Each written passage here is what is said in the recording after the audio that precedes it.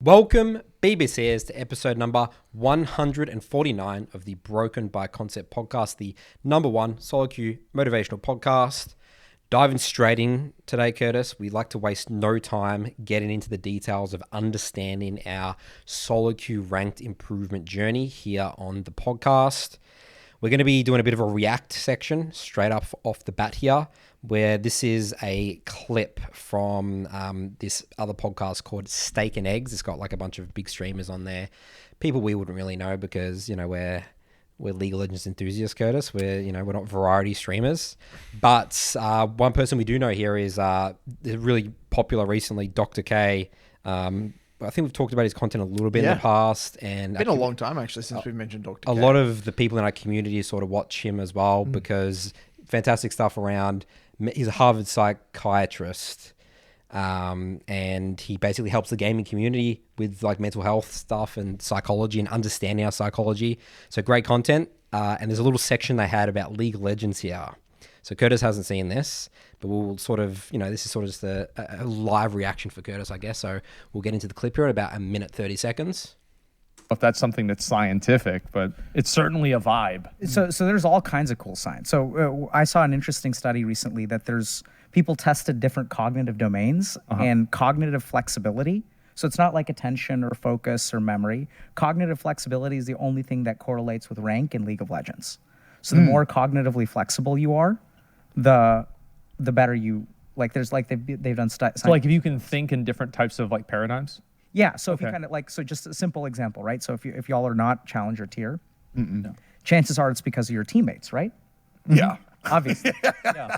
And guys suck. Right? That's what you were So saying. you just, of course. you just get stuck, right? So if I'm playing a game and I lose, it's because my noob jungler or whatever the position is in League of Legends. Yeah. Unlucky. Right, so they didn't gank the lane, and their enemy jungler ganked me, and our jungler didn't do anything. So in that moment, you get locked into this particular idea, right? And like this is the real tragedy if you play games. At least I'm like this now. I didn't used to be. Yeah. I used to get better at games. I don't anymore. No.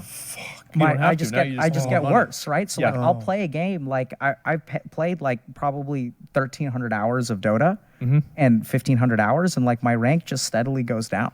Yep. And most people like who play games, like we just kind of suck, and we're not going to get better. And it's because we're not cognitively flexible about why we win or we lose, right? We don't think about it critically. All right, so I had to look up what cognitive flexibility is here, Curtis, all right? Because I don't know these scientific terms. So basically, it was saying there that they actually did a study. It's probably a good idea to actually get up the study, but I don't actually have the study up here. But I'm gonna trust Dr. K here because he's a Harvard psychiatrist. Okay. But basically, he's saying that league rank is if you're more cognitive flexible, you're typically a higher rank in League of Legends. So let's look at what cognitive flexibility is. So this is a Google search here. Cognitive flexibility enables an individual to work efficiently to disengage from a previous task and reconfigure a new response set and implement this new response set to the task at hand. So that's I think a harder way of saying it. I think I found another definition here. Okay. So an example of cognitive flexibility is you can take a walk around the block, go on your lunch break earlier than usual, or go see one of your peers to ask about their day. Think of it as pressing pause on your thoughts. You're pressuring your brain to stop worrying, redirect, and focus on something else. And there's one here about the workplace specifically. I think this is more in line with what we do in League of Legends is... It's essentially the brain's ability and ease to switch one's thinking or train of thought from one task to another in order to respond or adapt to new stimuli. So we talk a lot about in League of Legends how adaptation. That's what we're doing all the time, right? We've got all this information coming. We might, Bruce Lee, he's that for definition there. Put him in front of Tom Brady. Yep. He's Bruce Lee's taken over the episode today. Yep.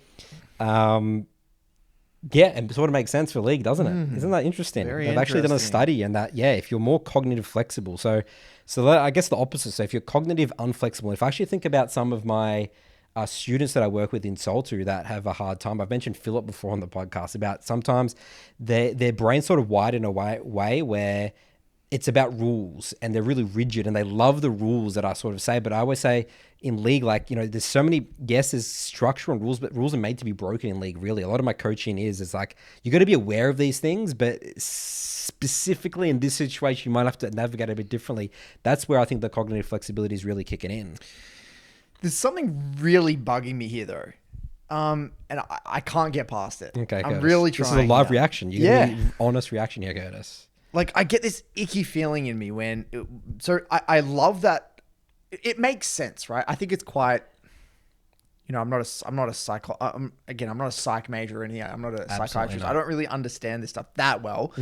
But it does make sense, right? Someone being able to not hold on to particular thoughts and being ready to adapt to what's happening Quickly, next. straight away, new train of Quickly, thought. new Yes. train What's of next? thought. That's why I always say in the beginning, like, what's next? What's That's next? very What's useful, next? right? That's very, very useful for League of Legends because there are so many situations that you're going to be within. You can't be rigid in the way you think. The win condition can change just like that. There goes, okay, you had a Fed 80 carry. Oh, they died twice. All right, now what's next? What do I need? What's my role in the game now? But I get that. That makes sense to me. But the second half of that, where he was kind of talking about, like, I play Dota and I've just got worse. And then there are some people that can do that and some people who can't. Look, I don't know how that works. And I could be completely wrong. Maybe there is just some massive biological factor and certain people's brains are wired like that. And I'm sure that does exist. But in my experience, and just from what I've seen working with people, that's very rarely the case. I think those biological factors are by far an outlier. Like, I feel like if you're biologically wired in a particular way to not develop cognitive flexibility, like, I feel like that's rare in my mind. I think my intuition tells me that there's no way someone can't improve upon cognitive flexibility. Our brains are pretty good. Our brains are very good. Yeah. Like, and like, you know, I think it's very dangerous to assume that we can't. Yeah. Because he was kind of talking towards the end, the way he worded that was like, you're either cognitively flexible or you're not. It reminds me of that thing where I was listening to a Joe Rogan episode and Joe Rogan was saying how, you know, he was at the doctor's and then he was saying about how he wasn't flexible. And then the doctor said, oh yeah, some people are just naturally flexible and some people aren't. Some people can just do the splits and some people can't. And Joe Rogan was like, that's bullshit. Because he's like, I know someone that was the most unflexible person. He sat there and stretched every day after the gym for like 2 hours. And then within like 3 months or whatever, he could do the splits.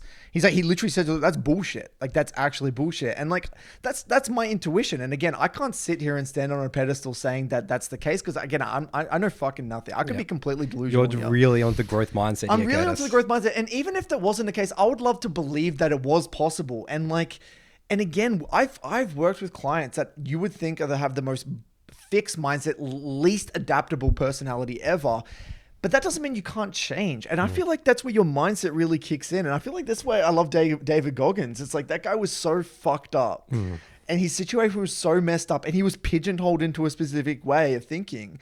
And like, just, it's so convenient to just give up and label yourself. My name is Curtis and I am cognitively inflexible or unflexible. You know, it's like, fuck off. I don't want to think like that. And so like, I resonate with half of it and I get it. Well, he did say at the end is that people don't think about why they win or lose, which is hugely, But that's you can true. fix that. Yeah, you can fix Like, that. But that's the okay, truth. But what at is the that? moment. Okay, so I want to use that flexibility as a stretching metaphor a little bit here, as an analogy, sorry.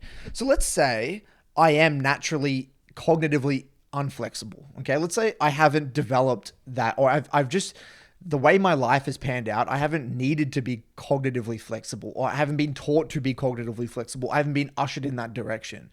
So therefore, when I play League, when something doesn't go my way or I die early, I am stuck in a rut and I'm like, oh, that sucks.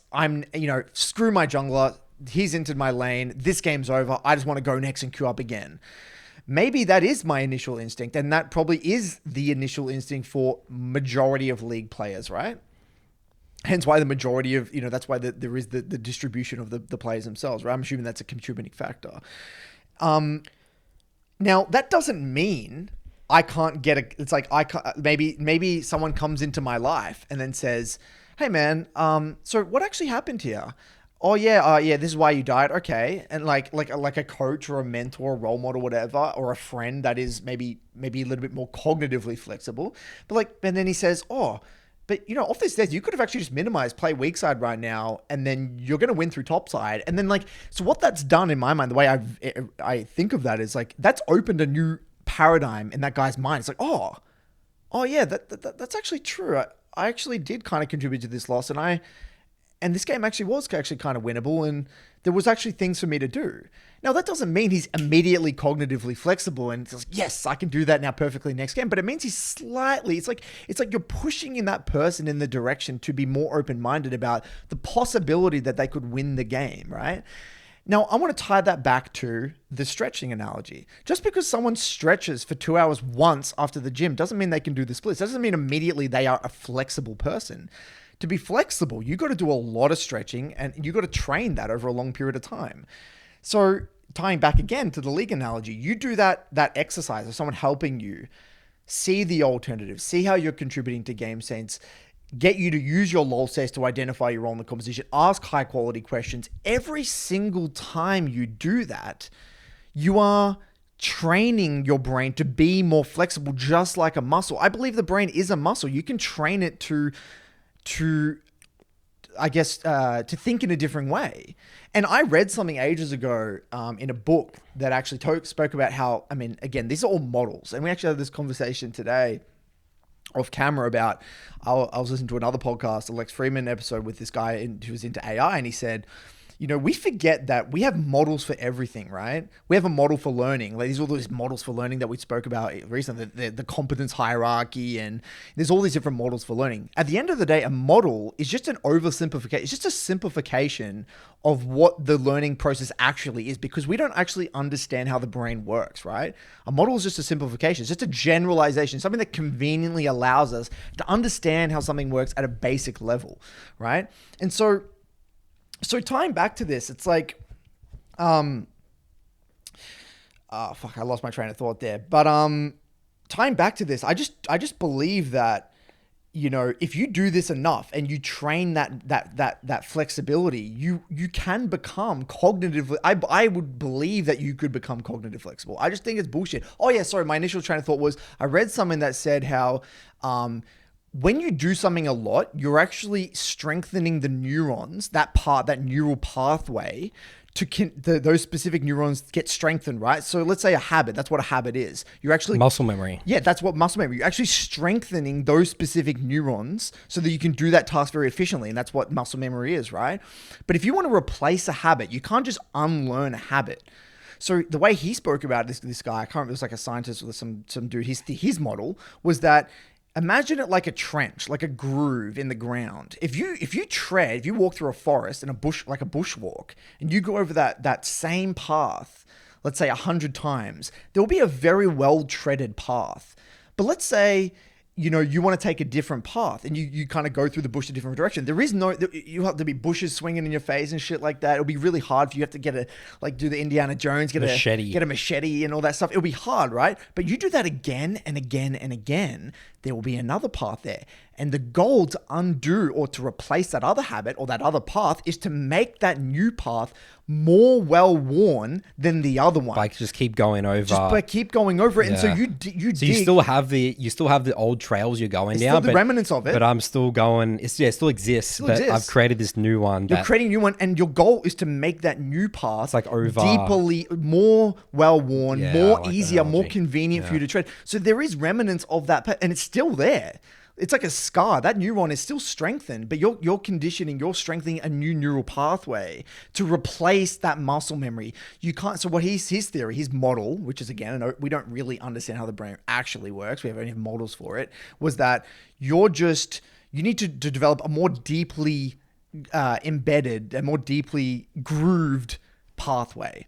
And so when it comes to this sort of stuff, I just feel like our convenient, the system wants, our default response for League of Legends when you get behind, when something unfortunate happens, maybe that's just the way our society is functioned, the way we are raised as people, and the way the schooling system works, is that when shit gets hard, our default response is, get me out. You don't have to do that. Here's a pat in the back. You don't need it. Like my parents said, if you're bad at English, you don't need to read that book. I'll read it for you. Or you're bad at maths, just don't do it. Just do something else. You're good at something else, right? So our default response is, fuck it, I don't need to do it. So in League, when you die, rather than being curious as to why you're shit at this thing and try to figure out and problem solve and get into the details, it's like, I can just blame someone else. I can just blame society. I can just blame the government. I can just blame whatever it is, the schooling system or the teacher or this guy pissing me off in the classroom, rather than taking responsibility for my own learning, right? So, but instead you can train that. I believe you can train that and shift that mindset and by through high quality questions, a role model, a mentor, a teacher, a coach. Some You see what I mean? some aspirational. Getting inspiration from people that have done it, who are cognitively flexible. It's not like we're all humans at the end of the day. It's not like this person over there is just like got a magical brain and I have a shit brain. Like that's just, I love the growth mindset, Curtis. Getting our listeners excited. Okay, let's bring it back to League of Legends a really practical way. Let's say someone dies and they give up. They've got the habit of giving up a lot.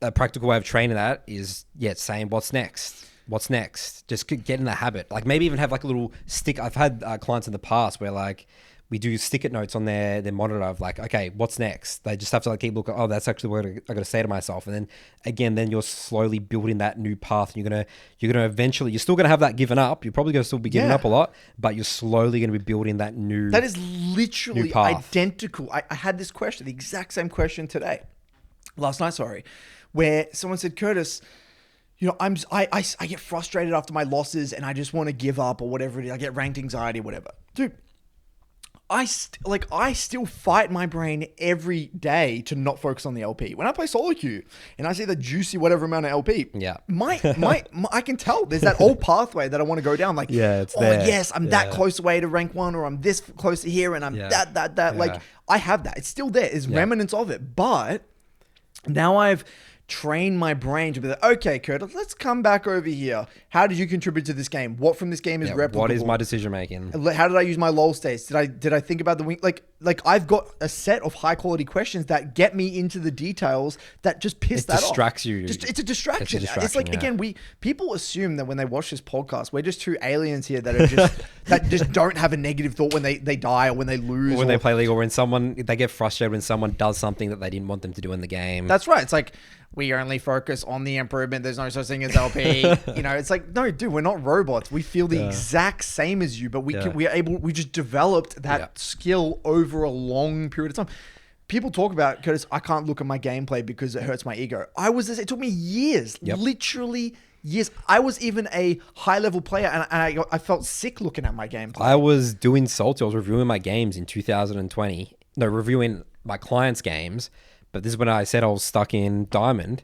I was not, I was the exact same.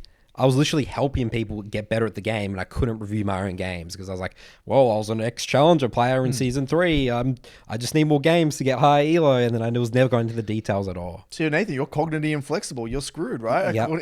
I should just put myself in that little box. Put yourself in that little box and just give up, dude. You can't. You're just going to go down. Yeah.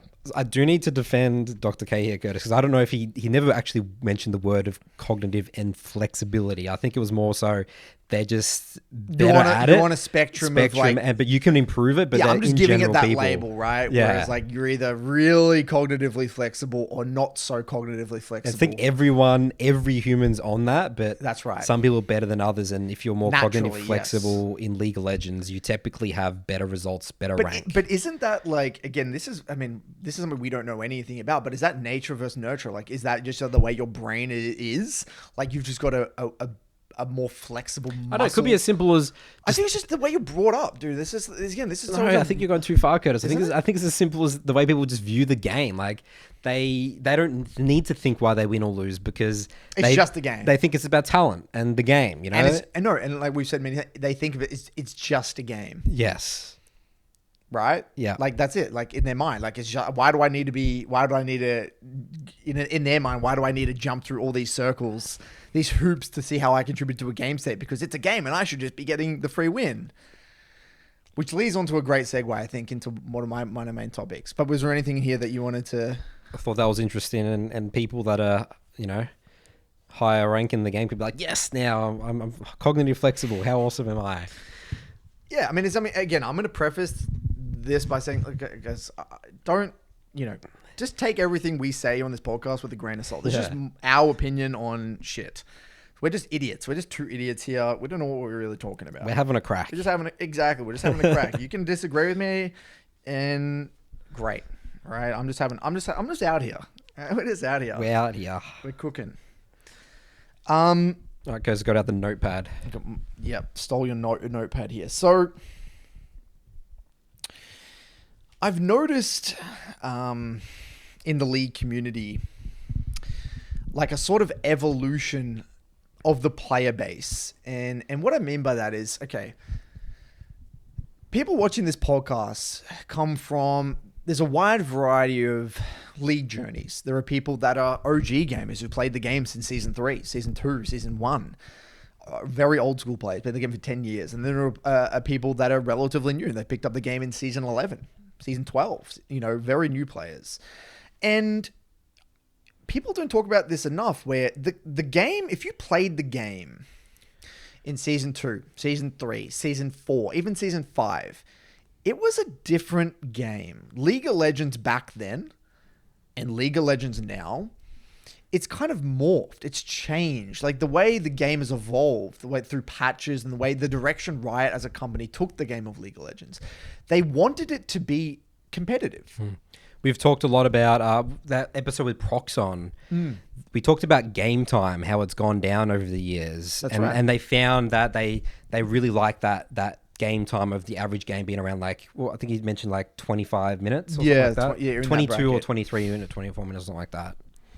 And so let's talk about what those changes are, right? So if you played back in the day, the game was a lot more casual. It actually was a much more casual, forgiving game. You could die a few times, wouldn't really matter. It was the Wild West. No one really knew what they were doing. And everyone still, we didn't understand waves. We didn't really understand how to dive, deny minions. But how crazy that is. Think about that. No one really understood what a wave is, but that's like baseline knowledge now. That's like what you learn as like a silver player. The player base has gotten much better.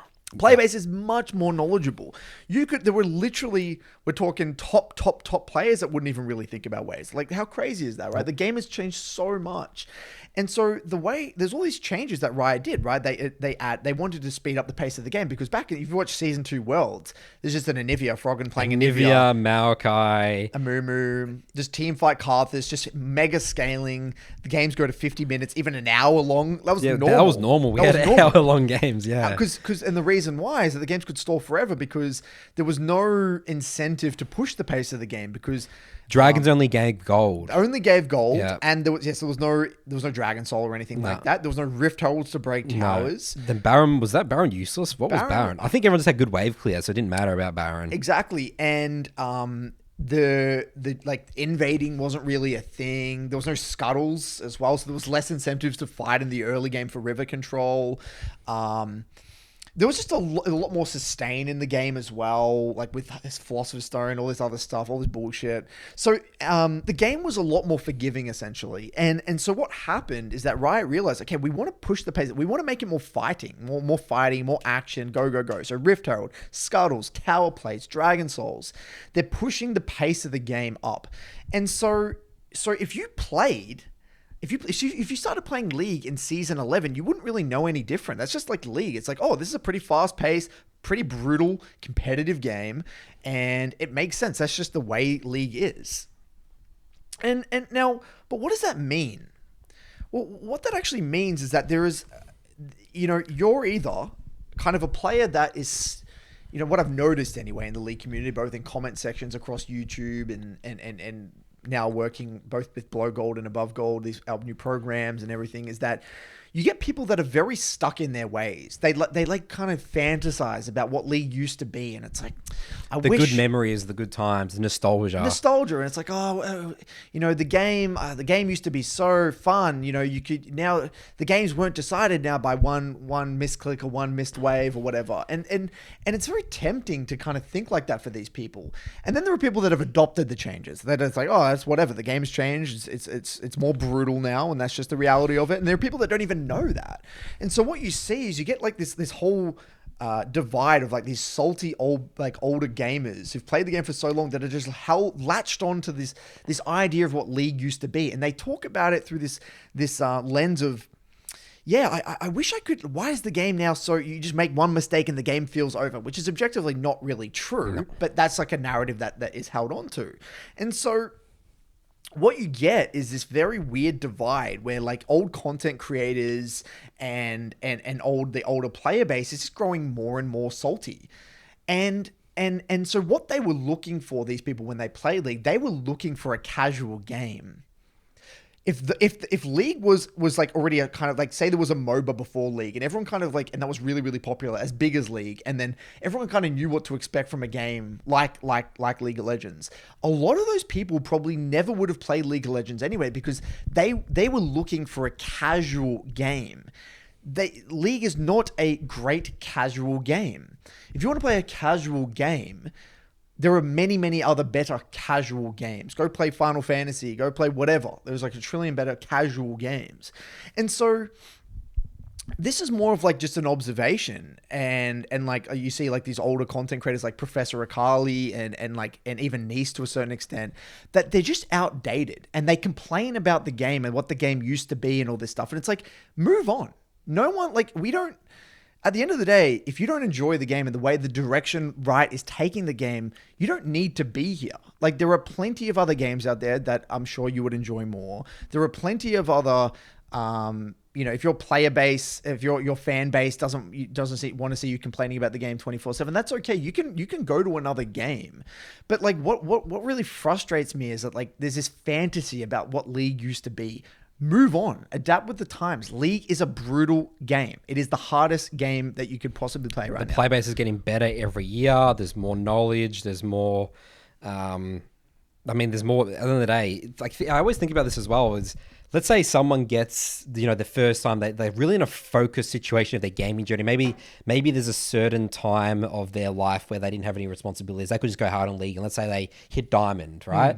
That person's technically gotten to a really high level in the game, and then maybe they go, that was just a period of time, and then they lose focus and they just drop down a bit more in the next couple of seasons. There's lots of them coming up now, so a lot of people have experienced sort of high ELO, way more. There's more coming in. We talked about the ELO inflation episode of how many master tier players there are now compared to previous seasons. So the game, the knowledge base, everything, it's all advanced. The game is it's starting to mature a lot. And the educational content, there is a lot of great educational content out there, slowly but surely. It's like, back all the huge content videos in like 2014, 15, people love to see like a wombo combo.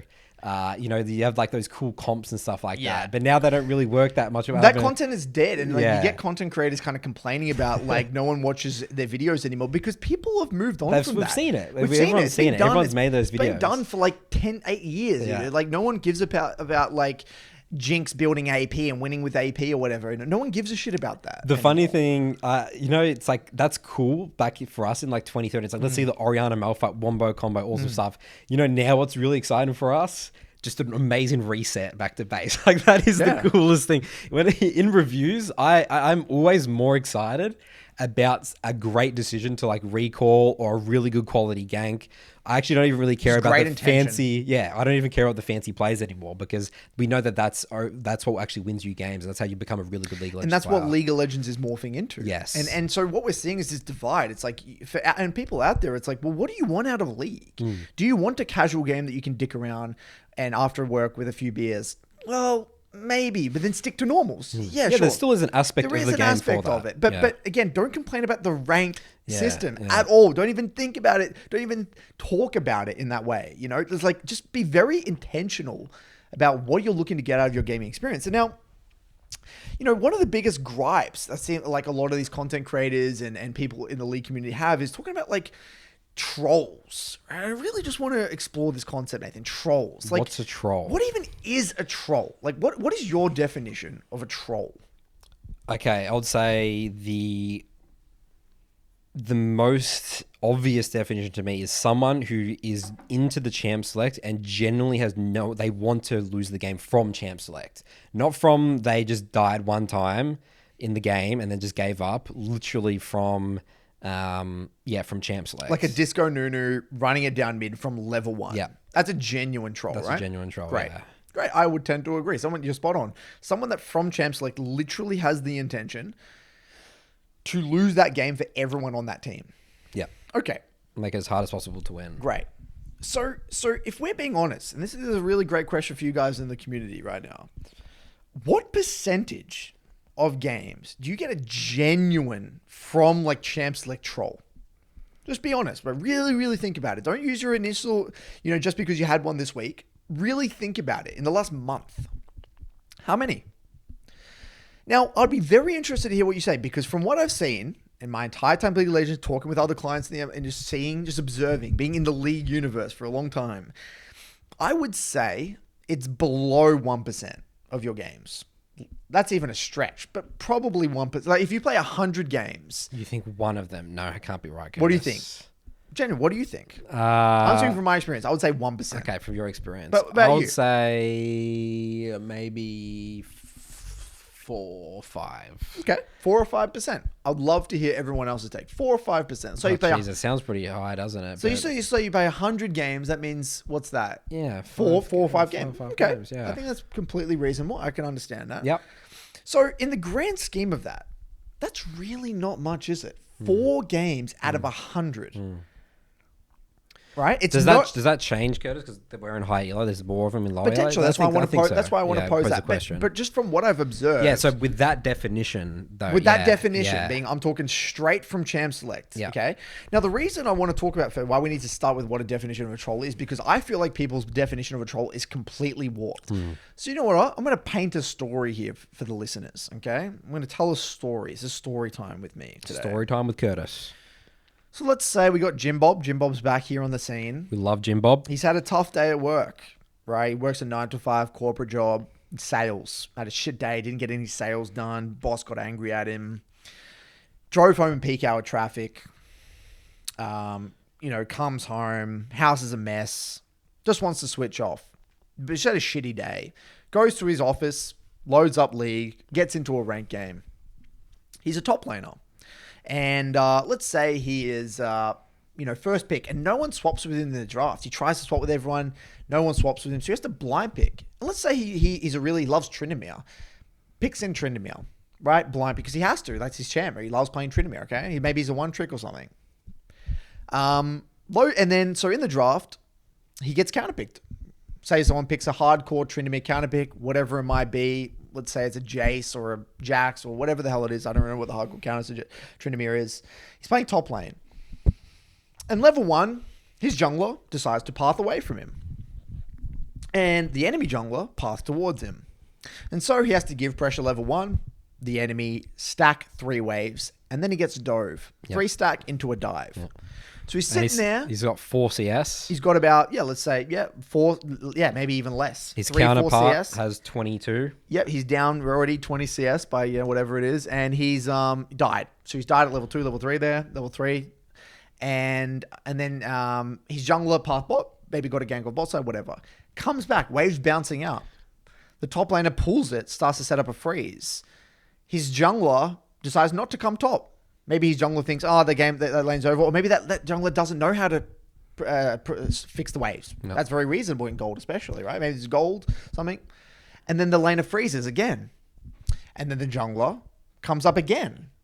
And you're getting zoned. It's a frozen wave. And eventually you get frustrated. Screw it, I'm going to go in. And the jungler comes and kills you.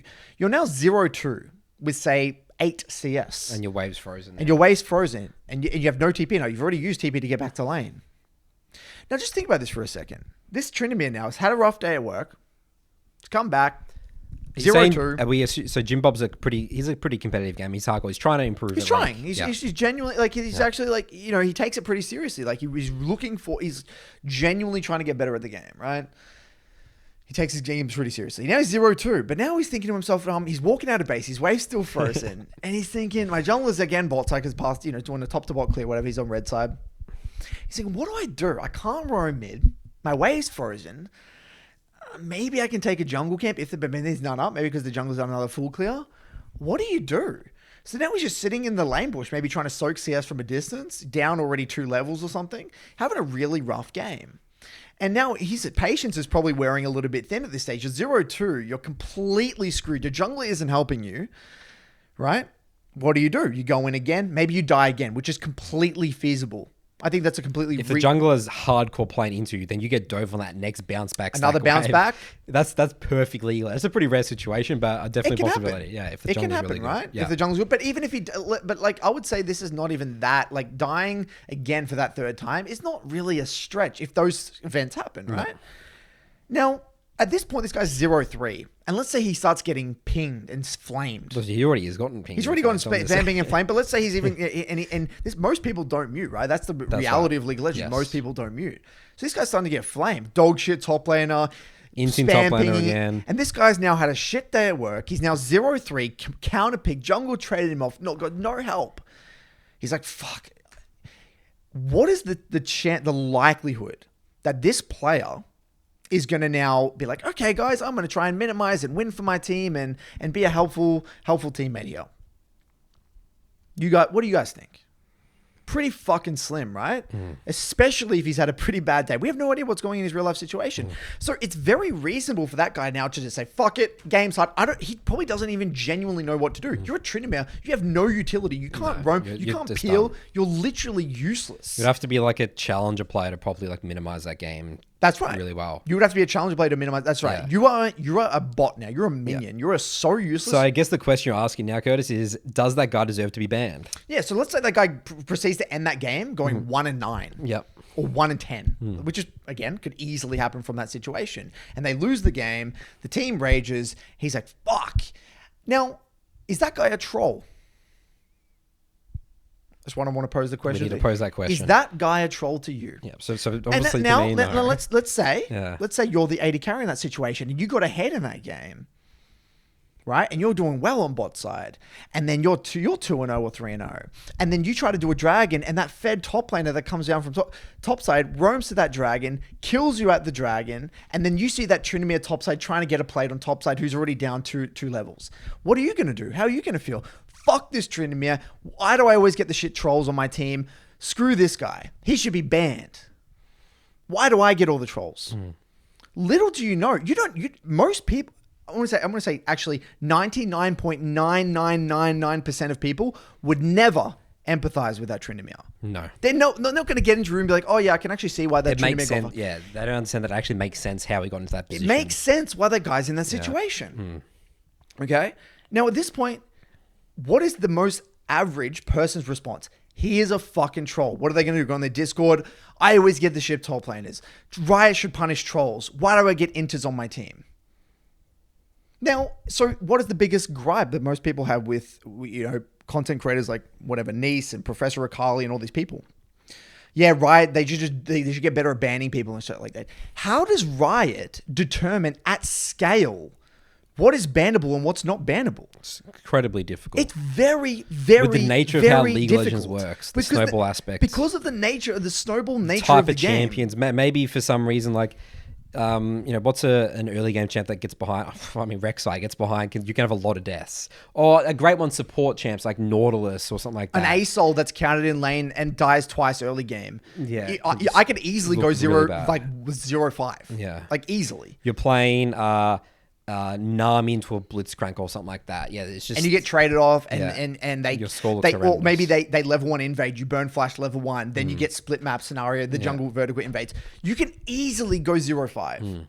And then sort of check out of the game. Because again, who's going to have the mental resilience? The average player, we're talking about the average player, who's going to have the mental resilience to try and incredibly difficult. And to lose gracefully in that situation is really, really, really hard. You get a really good player to do that. Insanely good player, right? And generally, those games isn't going to be that common as well for those types. Again, you can have bad games, and bad games, that's not my point. It's funny how everyone's in the same rank, and everyone's like, okay, this is a player that I'm deeming a troll that's also gold 3. How is he here? Like, they must be having some good games. Right? If they're a genuine troll, anyone could. I look like a troll in some games. Me too. And I do check out some games because I'm like, I had a game that I definitely lost for my team. because I just kept on making just force. I was against the Graves and I was just getting choked out. And he was playing really well. I was getting hardcore punish, and I made just one bad decision, and then the game just really hard for me. And all it takes is maybe someone spam pinging you once as well. That can set you off. And especially if you, again, I'm talking, we're humans, guys. We're people. We're humans. We have emotions. We're not robots. We have lives outside of the game. Like, we would like to assume that we're heading into every game with this perfect positive mentality, growth mindset, everything. But the reality, guys, is that that's life. We've all got, we might have financial troubles, relationship troubles, work troubles. We've all got shit happening out, family troubles. There's periods of time where people are less focused on maybe league. Again, people go out of their ups and downs. They have really good, times, and that's the nature of competition. Not even just league, just in general. Like, you can be really, we talk about the flow state. You can be switched on one time, and then suddenly nothing's clicking. Your mind's really fogged, and you can have bad games and going about like. It happens to all of us, and you just happen to be in a game with someone on, playing some bad games. That's right, and you're gonna have games where you're versing that person, and you're that person, and as you're well. that person. Remember, we you've like all to been forget. there. I guarantee you. No matter how much you bitch and complain about this, you've fucking been there. And you've solo lost your team, your game. You have. When I always listen to these people complain about the game and I just think like it's just really strange for me. Like, are you playing the same game as me? Like. I don't know. That's a great question. That's a really good question. Are you queuing up and League of Legends looks different? Like, are we playing the same game or not? I don't know. I'm purely aware, like, we're very good coaches. We're very advanced in the game. We understand exactly why we're winning and losing games. Why is that not the case for some other high elo content creator that's spewing that the game's horrendous and Rice Direction's bad with the game? I could understand that from someone that was lower elo. Yeah, they don't have to understand the game. That's right, because they would obviously be frustrated. They don't understand the game. But for someone that's like, theoretically, it says they understand the game. It's very weird to me. I don't get it. I think that does sort of make sense. Sort of this is epidemic of. I guess it's sort of like I think I could have been one of those people. So think about me. I was challenger in season 3, right? That's when I was ranked 2 with my Udia, and I came back to the game, and then I was stuck in low diamond platinum 1. If I didn't get into the details, understood why I'm winning and losing games, I would be, let's say I was a huge content creator in season 3. I never made content then. I came back, I would say, oh, the game's terrible. That's just because I'm a diamond player now. It's just people got better. I got worse. And the thing is that... And it hurts your ego. And that you just can't get better because I got better in one way 8 years ago. And that's the game is going back to the neural pathways. That's what I strengthen. That's how you get good at the game. And this also goes into the game being different. The game being different as the well. Evolution of the game. So it's just like this epidemic of people that were highly in the past complaining about the game now, but they actually just never they're not good at the game anymore. That's a simple fact. And they don't know how to improve at the game. They don't know how to improve, and they don't That's understand League of Legends, how it works. And how to get better at League now. I had a review this morning, right?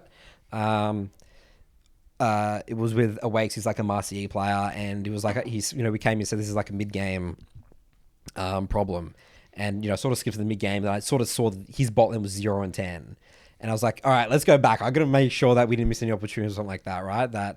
And we go through it, and he actually had really flawless decision making. Just the enemy Ari just did a really good roam on a certain wave, and he just happened to be clear in a certain way.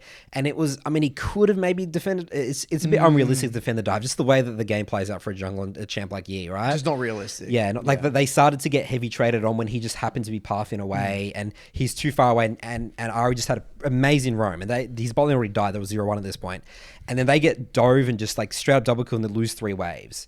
And it's like, okay, then I instantly now understand why his bot lane 0 and 10, right? Makes so sense. it's not that, like, yes, they misplayed early, but that's fine. Like, you lose 2v2, but that was like the kicker. That second dive when there's 0-4, to lose, that's a kicker because that's huge. Yeah. That's the game losing it for a bot lane, right? And we kept on reviewing the game, and there was plenty of opportunities still in the game. Like he had really good decision making, like really playing really well. He was getting some kills. It was 5-1, and he still had lots of opportunities to win that game.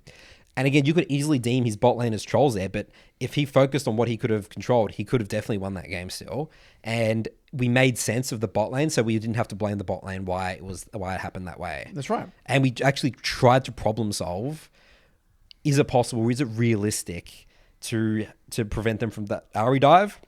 And I said, Ari just played that really well. It's a really good roam on that move. And that's it. That's League of Legends. That is the job of a coach. One of the jobs, the responsibilities of a coach is, again, making the game clear as possible for that client. This is exactly why, and this is the chain of events. This is what is realistic for you to do. This is what's unrealistic for you to do. And now that guy can walk away feeling, oh, okay, yeah, that actually kind of makes sense. And that helps that helps your relationship with the game massively. Absolutely. That makes the game 10 times more fun. This is the strength, the one of the biggest things about coaching, why coaching in League of Legends is so amazing. And this is us is just shilling our coaching. Good work, Curtis. Keep going. But I don't really know what the alternative is here, is that it's so hard to be objective about your games because you're emotionally attached. Yeah, and I had a review this week, and this guy is a master tier client.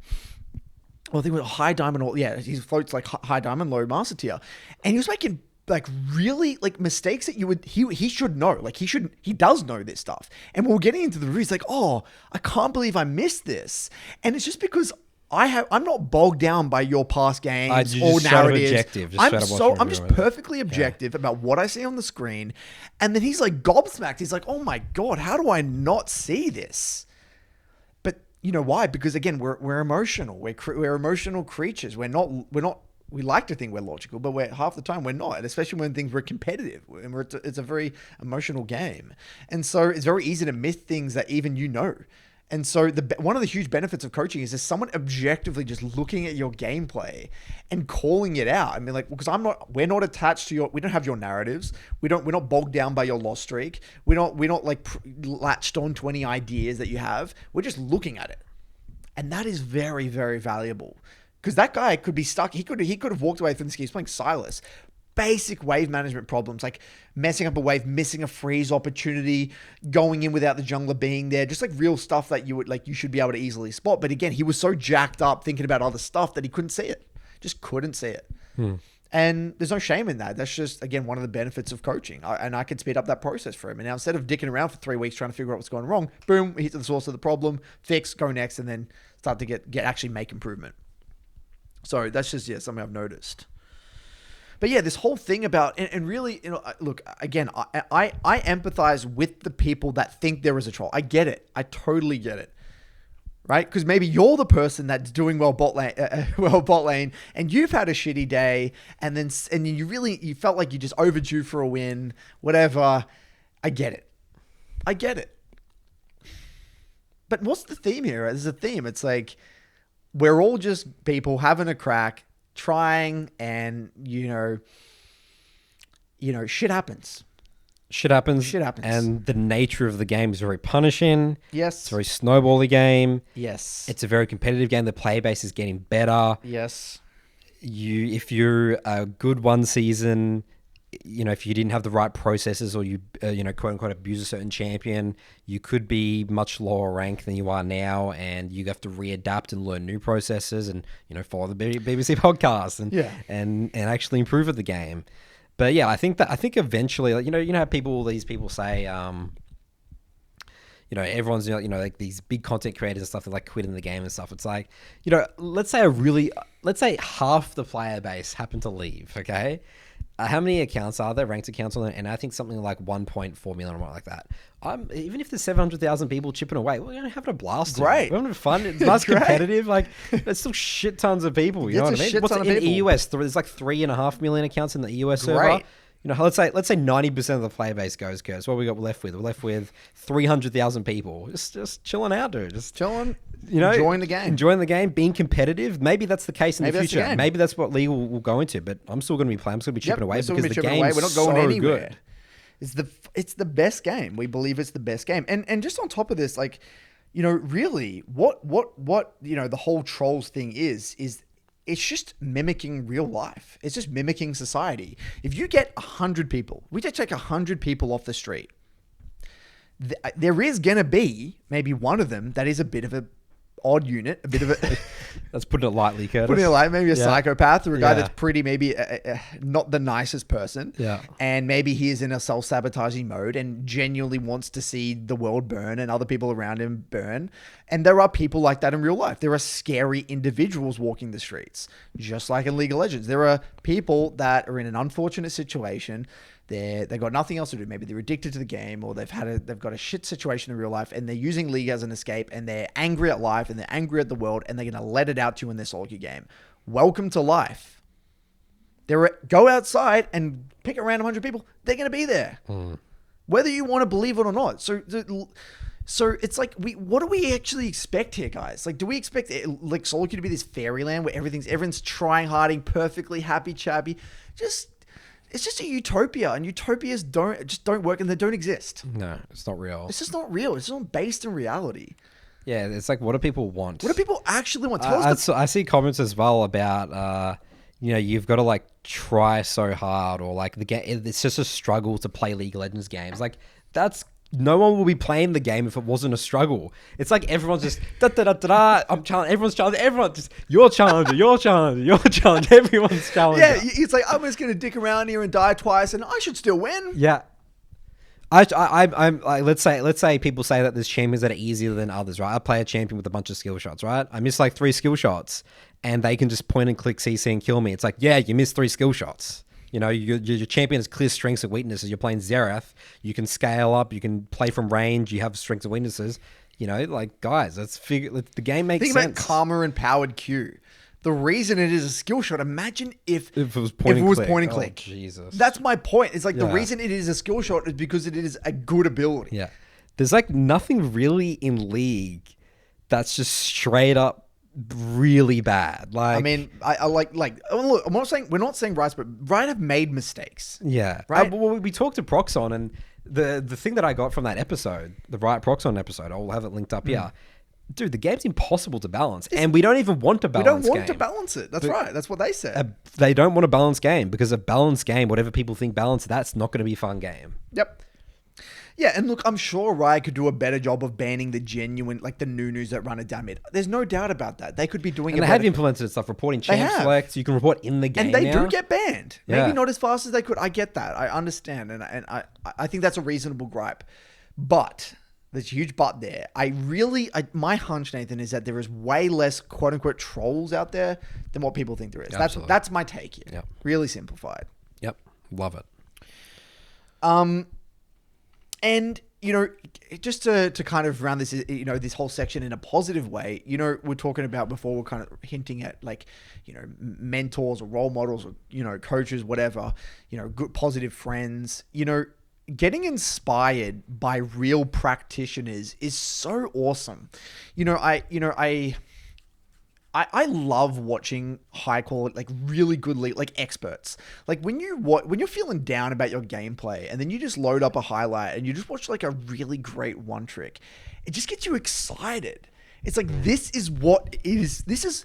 I'm not saying I can get to that level, but this is what's capable. You watch Beifeng play Kiana, and you're like, that's cool. That's just cool. And I love that, because, you know, we talk about, you've got changing behavior, trying to go away from behavior versus towards. It's like, okay, I can be not toxic, or I can be positive, right? Or have a growth mindset, or not have a fixed mindset. It's like, okay, I can not be shit, or try and be towards Beifeng. You know what I mean?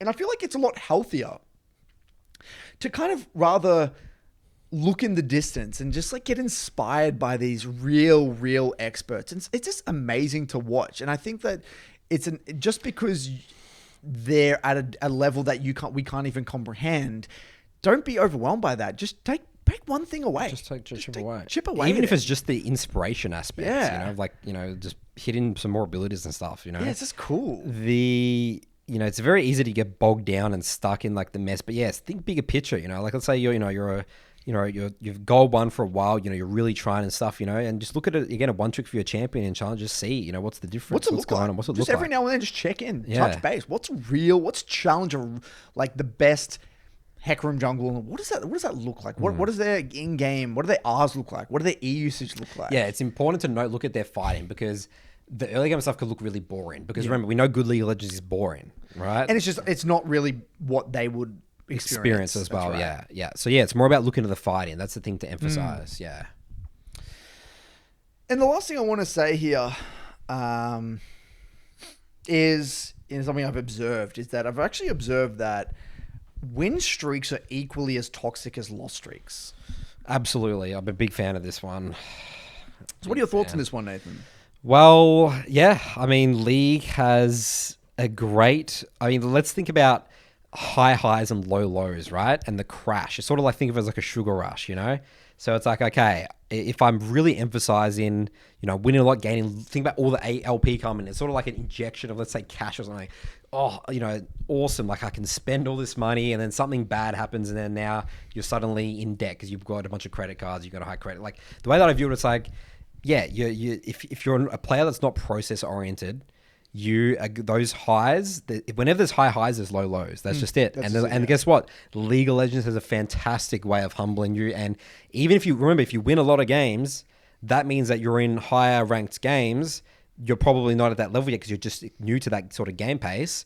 You're going to start losing. And then maybe you're even playing pretty well, but you lose 2 games. That you have to be a little bit better to win those games. And the matchmaking system's doing a really good job to make sure that, you know, you actually, you know, deserve to be in that rank. And then those 2 games just snowball, your mental just explodes and you snowball out of control and you lose like 5-6 in a game. Like that's typically what happens. What happens, yeah. You know, so yeah, they're so dangerous because purely the fact that you're getting a high, meaning that your lows are going to be very low rather than just chipping away, playing through. This is why we love 3 blocks because it really prevents this sort of happening. Like, you know, you're not going to get that much of a high of when or at least does it pretty, it tries, it attempts to do it. It can still, you can still be focused on the LP. That's right. Let's say if you win 4 3 blocks, limits it. 4 days, and let's say you play 1 3 block a day, 3 games, and you did 3-0, 3-0, 3 for 4 days. But, you know, by the next day you queue up, you're like, I just can't be losing anymore. Like, I just queue up and I just win. It's just not possible anymore. Yeah. I've literally thought that before, like many times. Like, I'm like, okay, I've got it. Like, I understand League of Legends. Great. Do my game my way. I understand waves. I understand my gank, my mechanics. Generally was that. Then you lose some confidence. Then it goes down. But, you know, but you just got to be, it just comes with experience, I guess, as well. Of like, that's just the way the game works, the journey works. That's how it should work. That means that it's a healthy competitive game. Yeah, I've thought of it in terms of like when you're on a win streak, typically what happens is that you're obsessed about not losing. But when you're on a loss streak, you're obsessed about just getting a win. Yeah, that's right. So it's like either way, you're obsessed about the win or the loss. And so the more obsessed you are about the win and the loss, the more detached you are from the actual behavior and the gameplay itself. So it's like you're spot on. It's like the high. It's like, yeah, I like that your sugar rush analogy. It's like the more sugar you have, yeah, the more hyper you are, the more like the crash. Yeah, the bigger the crash, and it's like. And it's addictive because like, oh, a bit of sugar, I want to have more sugar. It's like, yeah, okay, I got a 3-0 block. Yes, I want to get more. And then you want to play that more again. You're 4-0 and now we're 5-0. And you now, the higher that kind of thing builds. Your expectation now becomes, I win. And what happens if we know if expectations don't mean reality, you know, you get really upset. That's where the low lows come in because my expectation is I win every game. I should be winning. And it's very hard to calibrate your emotions and go back to like equilibrium and be present and just express your best self because you've gone from this super high to this low. This is where the smurfing comes into play and why it's so shit and so dangerous. Yeah, that's a great point. Because they come in, they get a really nice, sexy win rate. They get to actually their level of play and then suddenly they start losing. And it's not even about the win rate much anymore. It's just because they're losing games now. And they went from being like an 80, 60, 70% win rate to Diamond 4. And then now suddenly they're dropping off and they have like a 55 and then starting to go down. Think about that. Even though they've just got that huge win rush, now that's all gone because now it's like, oh, maybe I'm just bad at the game. I'm now 55% win rate and I'm going down. It's addictive to smurf for these people, right? It's got to win. Yeah. You're winning a lot of games. And you think you're the best, and it's kind of again that quote, you know, what Dave used to like to say is like it was a dwarf in the land of midgets reigns king. Yeah, that's right. You know, and you feel powerful. You feel great. You're at the top of that little kind of whatever it is that little area. Big fish in a small pond. Yeah, big fish in a small pond, and that's addictive. That's a very powerful feeling. And that's basically it. Some good rants there, Curtis, from you. Rants. We had lots of stories in there for this podcast, Curtis. All right, let's move on to our Summoner School post of the week. So this one here sort of flows pretty well with the topics of this podcast. I'm not sure if this is completely true here, but so this was, again, on Summoner School. What could keep me in gold for over 40,000 games? I think that might be exaggeration. I got to actually check his OPGG. I just don't know what I'm doing wrong. Other people can climb just fine, but I'm stuck, even if I think I actually play better than them. So what could I be personally doing so horribly wrong that even after 40,000 games, I'm still stuck in low gold? And I used to be a high plat hitting diamond promos like 30 times the one season I almost got into diamond. Now here's the kicker, Curtis. So he links his OPGG. I can show you that in a second. He said, is there anything that's readily obvious? Just from linking his OPGG. And then here we go. And if you say I play a lot of champs, know that I have over 100k master in literally everything I play. So he's ready for the responses, Curtis. Isn't this fascinating? He's aware of the response. Everyone's going to say, well, you play too many champs, because that's what everyone knows about champ mastery. But he's like, nah, that's not right, because I have 100k mastery points. Curtis is speechless. I got to get up his OPGG. This whole mastery point thing triggers me so much, by the way. Really? You're not happy with Riot's edition of this? No, just the way people use it. Like, it's like to justify shit. Like, yeah. I don't know. It's just bamboozling to me.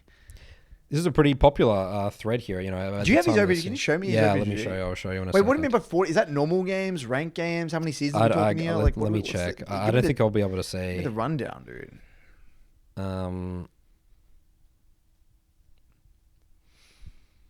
It's interesting. Okay, so I want to use, because I love again, I want to compare this to analogy. So it's like, okay, let's say he built whatever 100,000 mastery points on, you know, Malzahar mid in season 3 or season 5.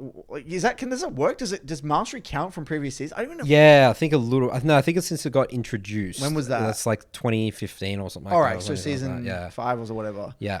So what my point being is that like are these people using mastery gain from years ago to justify that they can play the gem now? Is that the narrative? Be. Yeah. Because it's like, okay, again, let's say let's say that timeline is 7 years ago, right? I'll spit it out 7 years ago. And let's say 7 years ago. Because on my profile, I have Udia as like something that's like I played a lot. Right. Because my point being here, Nathan, is like, let's say I ran a marathon 7 years ago, but I haven't ran for 7 years. Does that make me able to run a marathon now? Absolutely not. Absolutely not. Yeah. And what again, did you do in that 7 years? This is just coming to again about the respect of the game. Yeah. And again, how it lack works. of respect for the game. You know, the fact that that's lack of respect for champ mastery. And, you know, I would assume as well. It's really interesting. Like a place like Summoner School. You know, that guy's like probably used it. I'm sure he's heard that advice. He knows that advice. He's and he's like, okay, this is what already. I do. But you know, how about I just try and stick to something for a while? I can't actually. Okay, so I want to. So while you're digging around in your phone, I want to talk about something because this expands on this. So I had a client this morning. I'm not going to say his name. He is a master player, and he's been master I think for 3 years. And he recently joined my program, and we got into the review. And he had this champ pool, and it was quite complex. It was a Kali, Syndra, Swain, and Kiana, right? And he brought a Kiana VOD, and we're getting into the details of this Kiana VOD. And then I'm like, dude, you know, at the end of the day, Kiana is not a champion you can play casually. If you want to climb with Kiana, especially if you're going to like Master Plus, you're going Master to Challenger, you got to be very good at Kiana. You got to have a lot of mastery. Hence why most people who climb with Kiana don't play Kiana casually. They don't have her as like a third or fourth champ in a pool. It's like I've never seen that. It's like they're either a 1 trick or a 2 trick or something like that, right? And so we get into the review and we're getting into the details, and I'm like, well, I was starting to get, there was like alarm bells ringing because we're looking at like there's a lot of getting hit by skill shots, skirmishing problems, you know, missing ER combos, poor target selection, just basically skirmishing problems, right? And I was getting into it, and towards the end, I was like, all right, I know you don't want to hear this, but the main problem is that you don't have the champion mastery to climb with Kiana with all these other champs. You cannot play Akali, Syndra, Swain, and Kiana. And he was playing Kiana as a pocket pick, okay? It was like, and I said, okay, give me a percentage of what he was playing. So he was playing, I think it was like 50% of games with Syndra, 30 games again, 30% of games with Akali, and then like 10-10 with Swain and Kiana. Like he was using it as a pocket pick. And I'm like, and then I had to sit there and explain why you're not going to climb using Kiana as a pocket pick. And if we're going to get into the details and actually improve your skirmishing and actually climb to Challenger, you're going to have to either remove other champs from your pool and really simplify your pool and let's get detail oriented with your Kiana, or just don't play it. Literally drop it, right?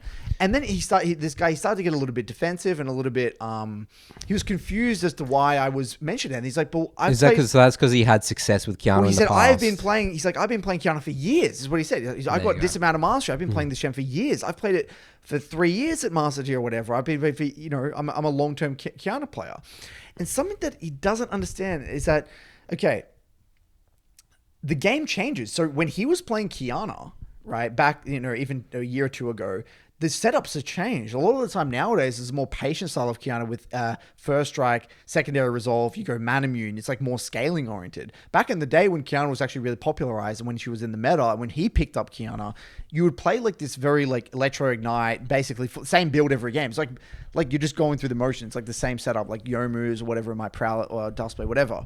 My point being here is that like, this guy was automatically assuming that because he had a lot of mastery and played a lot of Kiana in the past, that he can use it as a pocket pick to climb and push up in the rank.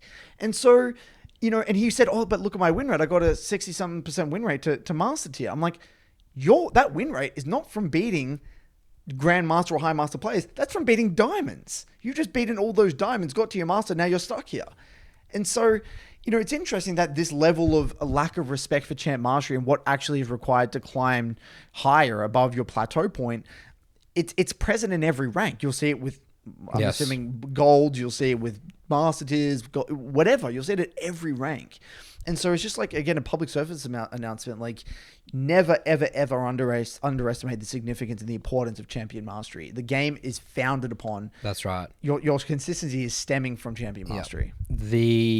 There's so many levels, dude, to champ mastery. Like, I always say, like, if you ever think that you're really good at the champion, take it more levels. And especially with a high skill cap champion. I said, you can have a champ pool of 4, remove the Kiana and play Pantheon and then make your core as Syndra Akali. Then you've got a really good pool. It's like Syndra Akali, your core 2, and then 2 easy picks, Swain, Pantheon. That's great. We've mentioned that before. Our recommendation for champ pools is that your pocket picks are easier to execute champs. Easy to execute niche champs that you don't need many games on, and then you have the 2 core complex champions. That's fine. Just a little, just again, flowing on from this. Because this is, it took me so long to find the OPGG, the post, because he actually deleted the post recently. No. Because he got obliterated in the comments. Oh, no, poor There was guy. 100 comments, right? And everyone was saying, like, it's because your mastery points is a bait. It's This right. is one of the best OPGs I've ever seen for someone stuck gold for. Wow, he's played since season 5. When mastery points started, probably. All right. Look at this. This is unbelievable, guys. This is the definition of a stuck player. Look at this. He's playing. I want to see how many games he's played every season. So last season, he has quite a lot of games. Yeah, he's got a lot of games. He's played a lot of shit. So he probably plays like 1,500 games a season, something like that. 1,000 games a season. Wow. He's played Yuumi for years. He's played Yuumi since on release. Oh, wow. So he's like a hardcore Yuumi main. Oh, my God. Season 9, played 700 games of Yuumi. But a lot of champs still. Look at the games played. I know. Oh, my. This was in season 9. So basically what we're seeing here, guys, for the podcast listeners, this guy plays almost every role, every champion. Like at least 20 games on each champion, like every season. So this season, 56 games of Yuumi. Let's talk about This is like Biopanther's OPGG. Yeah, it is. But from someone that's very experienced in the game, who was a previous one trick. Right? That's the key thing about Biopanther. He was a one trick. He was a Pantheon player. You raised such an important point. That is crucial because people call us like hypocrites for this. Yeah. Okay. People, very important. I want to go back to my point there with that player, right? That pool is actually possible if, let's say you were a challenge, let's say you 2-tricked Akali Kiana and you actually got to Challenger with Akali Kiana, you actually can expand. That's right, Because yes. you're a challenger player on those champions. Yeah. You have so much mastery, so much experience with those champions. You're actually good, really good at the game. You can expand. That's what Showmaker was. He was a cat Katarina one one trick. trick, yes. And then he expanded. Most of these players that get high elo, actually, no, I'm not going to say, I would say nearly all were one tricks or two tricks, or they had a very small champion, got success with a handful of champions, then expanded. You don't expand early, the you opposite. expand later. Yeah, you expand later. Way later. That's what I did as well. That's what you did. That's Yep, what all we of us all did. did that. You have to start. I actually the don't game. know anyone who didn't do that. Yeah, Literally. I don't know. No. All the pro players, all that we know, we had small champels. Yeah. Who got to Halo. they got known. They just play. They were known for specific things. Yeah. All right, so yeah, I mean, let's just look at this guy's recent matches. He's played a Sejuani jungle game. So remember, Yumi's his most played champ. Then he's played a top. This is 80 carry now. What is this? He played is it 80 carry Na? Yeah, 80 carry Na. 80 He carry plays Na. 80 carry Na. Then he plays Xerath support. Then he plays GP top. Then a Yumi No, that's game. GP 80 carry again. Oh, GP 80 carry. Okay. Then Yumi. Then Yumi. And then we're playing Misfortune 80 carry. Yep. And then we're playing GP bot 80 again. carry. Lulu. Support. And then Jace. Jace 80 carry. Holy moly. And then we're playing Vega. Bot. So he looks to play bot a lot. He's got some Nico jungle in here No, so randomly. It's flavor of the month. he Oh, this plays is Clash. jungle. Wait, let's sort this by rank. Just let me double check here. Oh, so we did play Nico jungle in rank. Then Soraka, then Rammus, then Ari. A lot of Nico jungle. So flavor of the month. You picked up the new meta champ, right? So Yep. spam Nico jungle for a while. Because this must be the answer. I can finally get high elo. Holy moly. Okay, to be fair, he actually did play a lot of Nico, and then he did. just dropped it. So then before Nico, Udia, Belveth, Garen, Viego, Lux. He went on jungle. He's Nasus. playing every role, dude. He's playing like every champion in bot lane. Yeah, in ADC. Then- So yeah, sorry. He So plays, the one consistent factor, he does like GP and Yumi, Yeah. but a lot of stuff sporadically in between. So if you want an answer, it's very apparent in this OVGG. And his gold falls 0 LP with a 47% win rate. That's just really simple. Yep. Really not And he complicated. deleted his post because he probably did the answers that everyone was giving him were so obvious, but to him it's not obvious. He thinks that he's very good at these champs. So I think he's going to have to do some reflection or come to the conclusion that he just wants to be a casual player. That's Yeah. okay. Yeah. If you want to dick around and ranked and play every champ in the game A to Z, Yeah. do that. But again, Don't going to the complain. thing, don't complain about the Don't rank be system confused. or the game or balance. All right, please, guys. If your OVGG looks like this, Yeah, that's right. Are you going to post this on the... yeah, I'll have it up. It's all recorded. Okay, anyway. nice. All right, Okay, Curtis, man, clips segue. time. Let's get into the details, everyone. And welcome, everyone, to Curtis's Clip Corner. All right, we're getting into the details here. So this is an M&A client. This is the Ari. It's an Ari. This is Master Tier in EU, I believe. And so basically, we're going to walk you through this is kind of like the game-deciding team fight in this one. Very, very bloody game. What's that? So 44. It's about 75 70 kills in kills 26 in minutes. 26 About minutes. almost 3 kills a minute. Very, very fast-paced Dude, game. this Jarvan has 48 kills. Was it 15, 4, and 23? It was insane, She's 15 and dude. 4, right? She's very, very fed. And so look at this. So basically, this Ari has a very fed Jinx. 3.5 item Jinx Yep. versus like a 2.5 item Varus on the enemy team versus a 0-10 Blitzcrank. But the fed member on the enemy is actually, the enemy Cassio has 3 items, like She's just strong. Even though she has 8 she's strong. Strong. She's level 16 as well. Yep. Wow. And then the enemy Wukong top has 3 items as well. Black Cleaver, Sundera, and a Death Dance.